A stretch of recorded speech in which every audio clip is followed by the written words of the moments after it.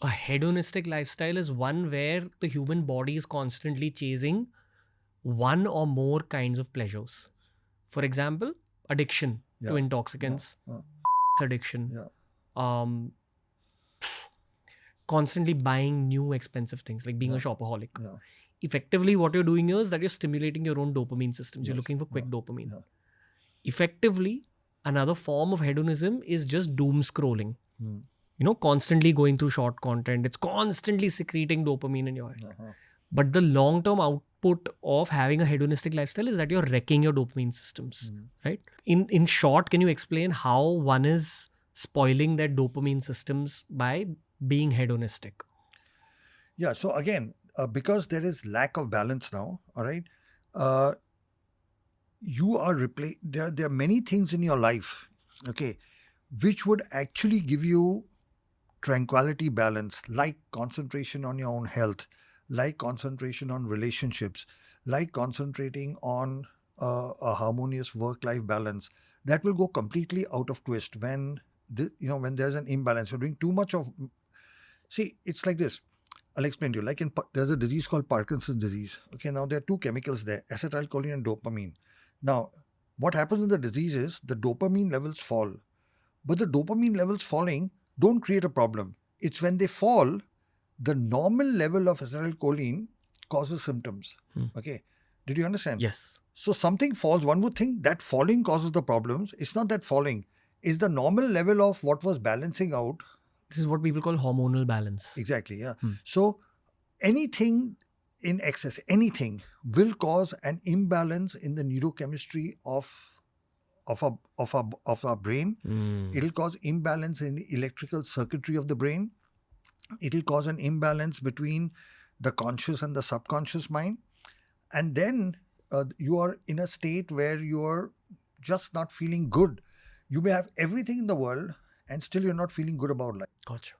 So effectively, what I'm gaining as the bottom line output Uh, in order to chase tranquility and not just constant happiness is that you need to make life a little bit difficult for yourself in some aspects.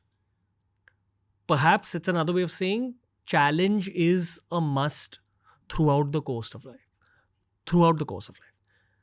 Now, and if external challenges don't exist, you create the challenges for yourself. Very well said. Could be as simple as sticking to your exercise routine, sleeping on time, meditating every day. Something that seems difficult, actually adopting that into your own life. Is that a neuroscience based hack to chase tranquility? Absolutely. Now, can you explain the neuroscience of what happens when you invite these good for you challenges into your life? So the moment you invite challenges, you're again the balance between acetylcholine and non-norepinephrine. You actually, the moment you invite a challenge, you're putting,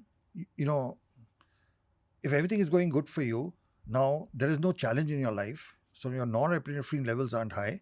Moment you bring a challenge, you're stimulating this. Okay, Norepinephrine. norepinephrine. All right. Now, in our nervous system, there is also a part of a nervous system that some people refer to as the subconscious, but is actually referred to as the autonomic nervous system. So there is a nervous system which we have control over. There's an autonomic nervous system which runs the body, like which controls your heart rate, which controls your digestive movements, which a lot of things are happening in your body which you directly can't control. Yogics can do it, because they have control over the autonomic nervous system, but we can't control our autonomic nervous system. Now, our autonomic nervous system consists of two parts.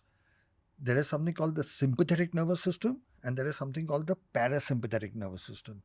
Now, the sympathetic nervous system has been given by nature to us to do what is called the fight and flight reflex.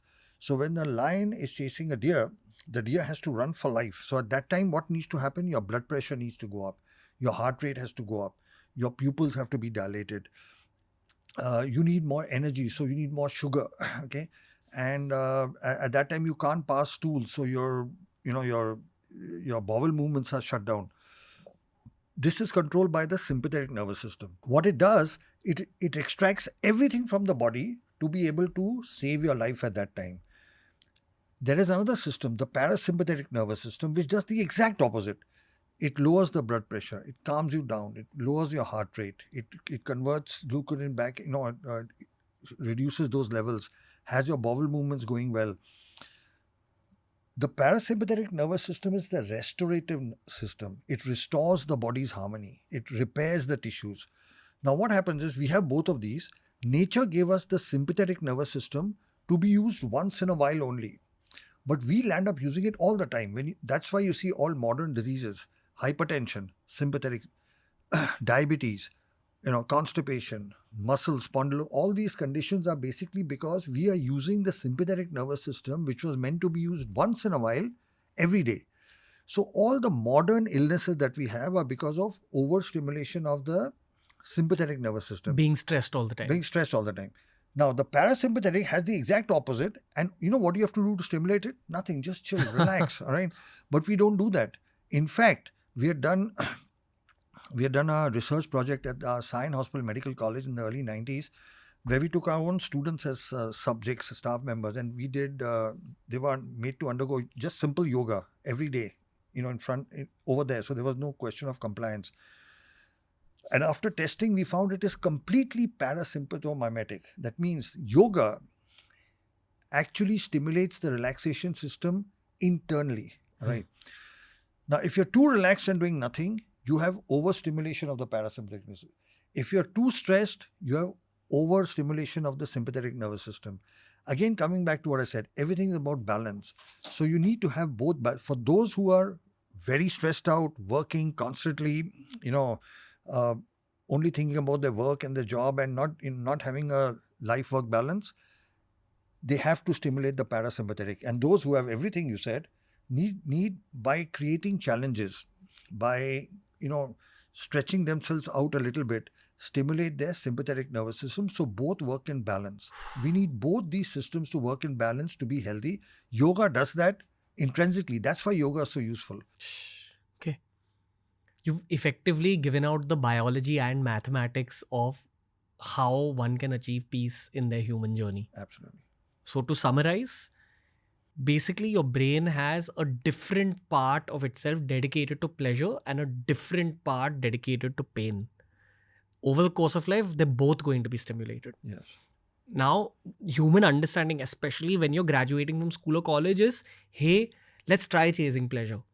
That's how one gets into a hedonistic lifestyle. Mm-hmm. Because over the course of life, you realize that if I drink this liquid, I'll probably get drunk. Mm-hmm. If I smoke this herb, I'll probably get high. And you're constantly stimulating that. Many people get stuck in that loop, and that's what we call addictions. Yeah.